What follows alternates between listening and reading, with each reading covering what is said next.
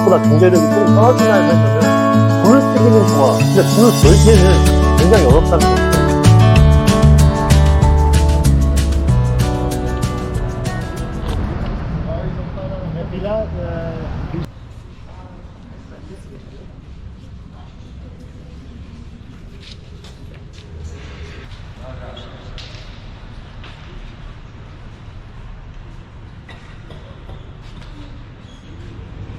안녕하세요. 반갑습니다. 그동안 잘 지내셨어요? 이 알바니아도 이제 무더위가 이제 시작되고 있네요. 저도 이제 반팔을 입어야 되는데, 오늘은 이제 추운 날씨에 익숙해졌다 보니까 긴팔을 입었는데 굉장히 덥네요. 여러분들 아시겠지만은 이 알바니아에서는 한국 식재료를 파는 슈퍼마켓이 없잖아요. 근데 최근에 한국 식재료 파는 이 아시안 슈퍼마켓이 오픈을 했다고 해가지고 지금 가고 있습니다. 제가 알바니아 처음 왔을 때는 한국 식재료 파는 곳이 없었어요. 근데 최근 들어가지고 한국 식재료 파는 곳들이 한두 군데씩 조금씩 생겨나기 시작하네요. 기존에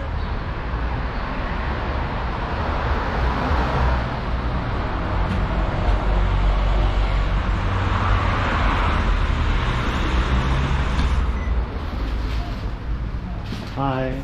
Hi, hello. Hello. Hi.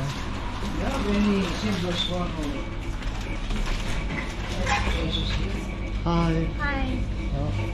떡볶이가 600g에 우리나라 돈으로 약 한 11,000원에서 12,000원 이 정도 하는 것 같아요. 집에 가서 떡볶이를 하나 해 먹으려고. 이 알바니아에서는 한국 식재료 파는 슈퍼마켓이 없었는데 온라인에서 저는 이제 주로 이제 구매를 했었거든요.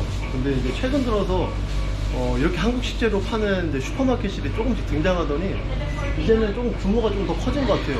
이 슈퍼마켓 같은 경우는 아직까지 좀 많이 부족하긴 한데 그래도 웬만한 고추장, 된장, 또 간장, 뭐 기본적인 이런 소스라든가 또 이런 냉동식품도 있네요. 이런 만두, 또 오뎅.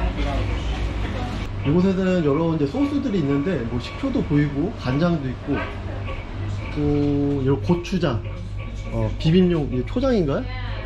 비빔밥 고추장이 따로 나오네요.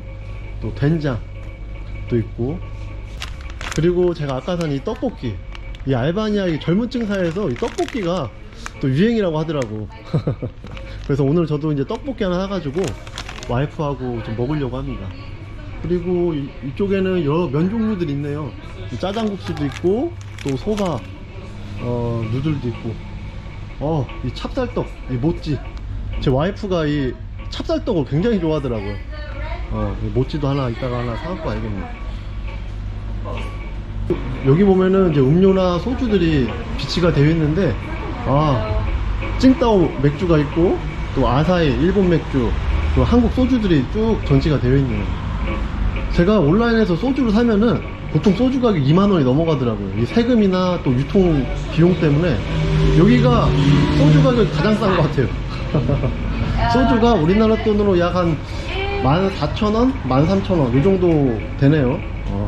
그래도 비싸긴 한데 이 알바니아 같은 경우 미국가 아니고 미국 후보이기 때문에 뭐 조만간 이후에 이제 가입을 하겠지만은 가입하기 전까지는 이런 유통비용이 비싸가지고 소주 가격이 특히 비싼 편입니다.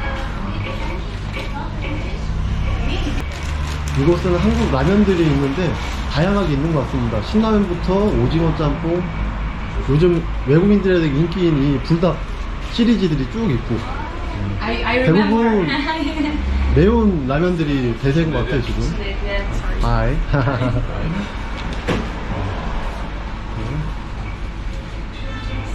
오늘 와이프하고 떡볶이를 먹으려고 떡볶이 재료를 이곳에서 조금 샀고요.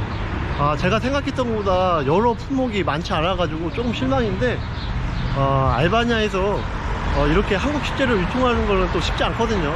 근데 이걸로 만족해야죠 뭐. 여기 매장 오너가 중국 사람이래요. 중국 사람들이 빠르긴 빨라요. 그죠? 살면서 딱 구할 만한 게 있나 없나 보고서 제일 빨리 오픈하잖아요. 이렇게 장사꾼 기질이 있어가지고 중국 사람들이 진짜 빠르긴 빠른 것 같아요.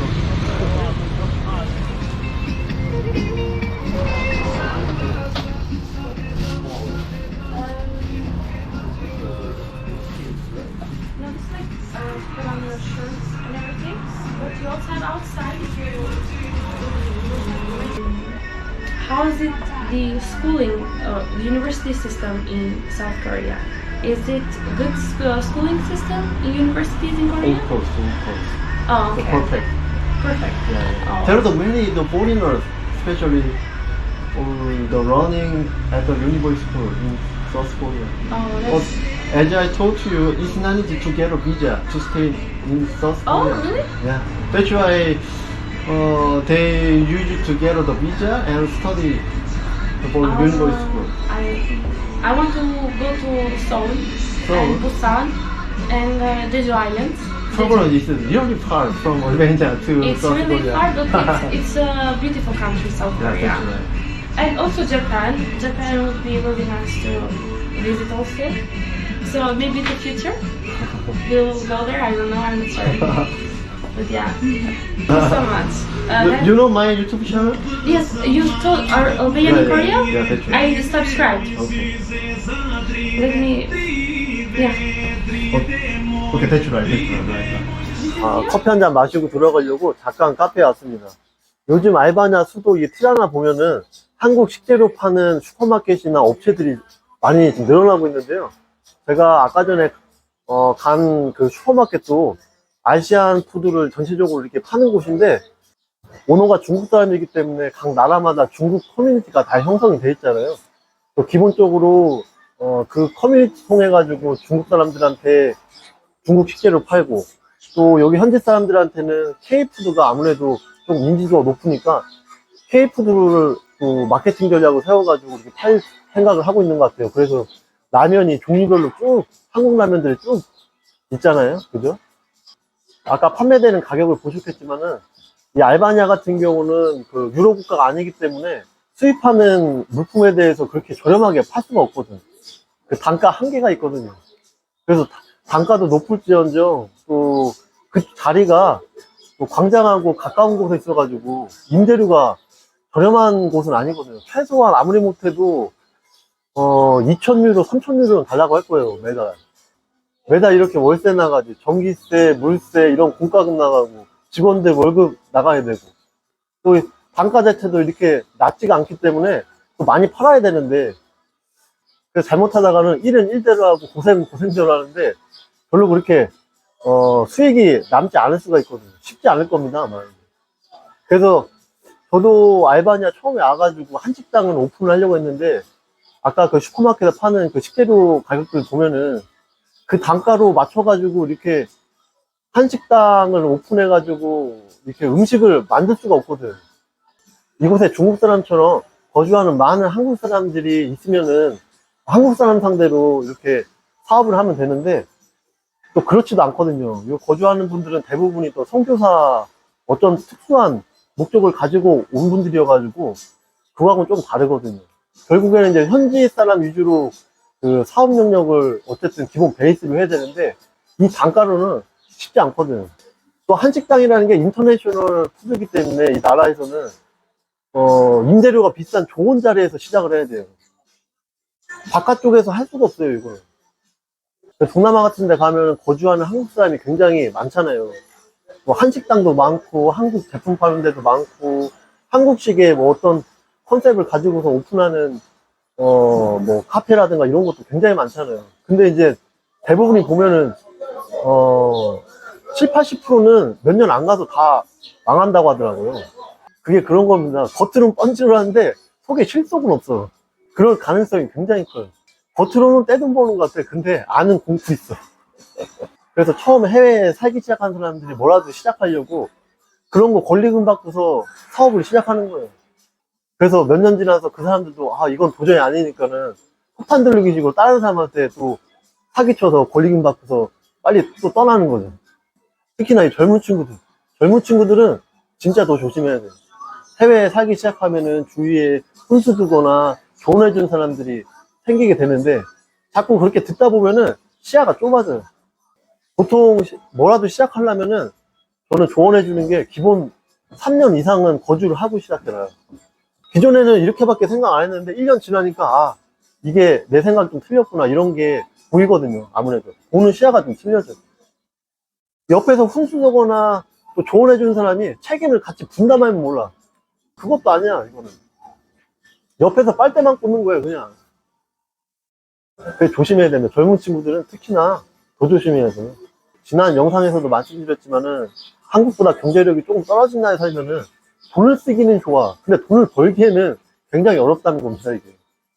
여기 최저임금 우리나라 돈으로 약 100만 원 정도 가까이 되는데 보통 이제 100만 원 조금 넘어가는 그 수준에서 평균 임금이 형성이 되는데 그 돈 받고서 여기서 샐러리맨 할 수 있겠습니까? 못 하는 겁니다. 사업도 비슷합니다. 해외 나오면은 한국 사람들이 보통 한국 사람 상대로 어떤 사업 비즈니스를 만들기 때문에 이게 커지는 게 한계가 있거든요. 해외 나가면은 발빠른 한국 사람들이 이미 다 자리 잡고 있거든요. 거기에서 쪼개서 나눠 먹기밖에 안 돼요. 어렵습니다, 이게. 어떤 공공의 목적이나 특수한 목적을 가지고서 자기의 기본적인 생활이 보장되는 게 아닌 이상 일반적인 사람들은 내가 벌어가지고 내가 삶을 해외에서 영위를 해야 되잖아요. 내가 벌어서 내가 생활해야 되는데 쉽지 않죠. 여행 온 거하고는 다르죠. 현지에서 생활하는 거는. 그럼에도 불구하고 제가 왜 알바니아에서 거주를 하냐면요.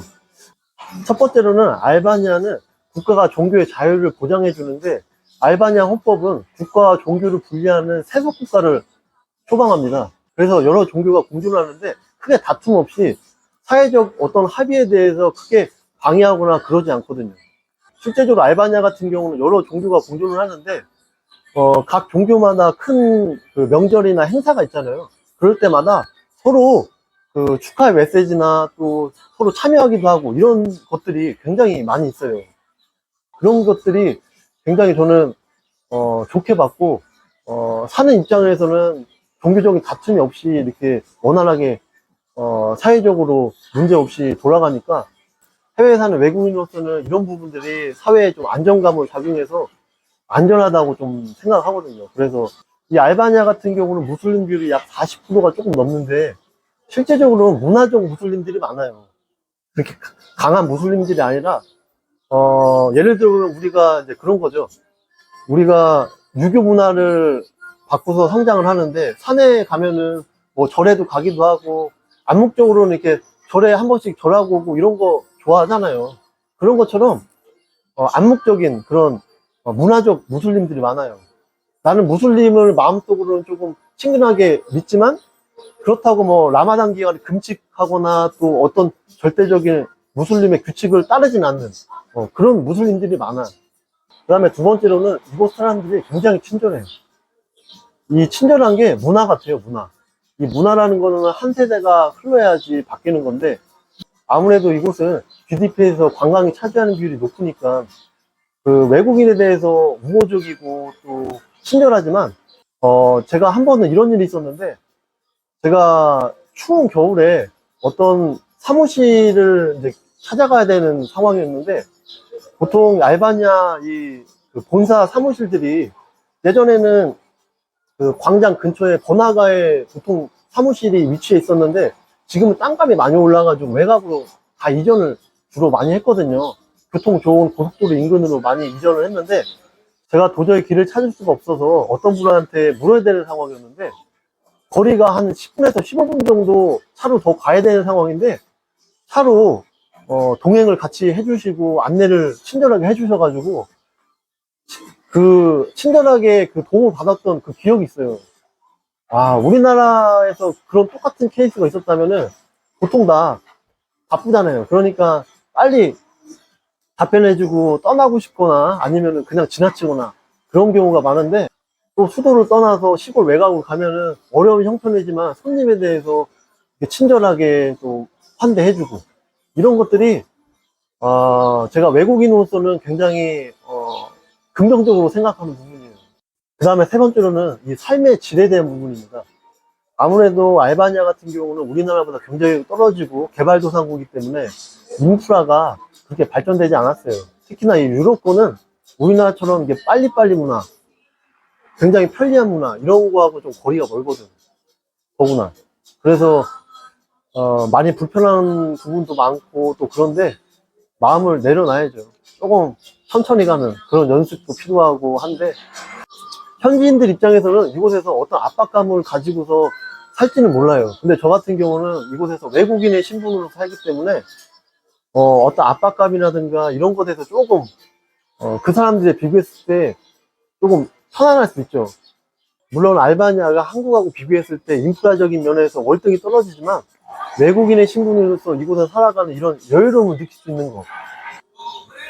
한국에 살았다면 빡빡하고 빠른 그 위계 질서의 질서정연한 그런 분위기 속에서 열심히 또 일했겠지만 제가 여기 외국인의 신분으로서 이곳에 사니까 조금 더 한 발자국 뒤에서 여유를 조금 가질 수 있다 이거죠.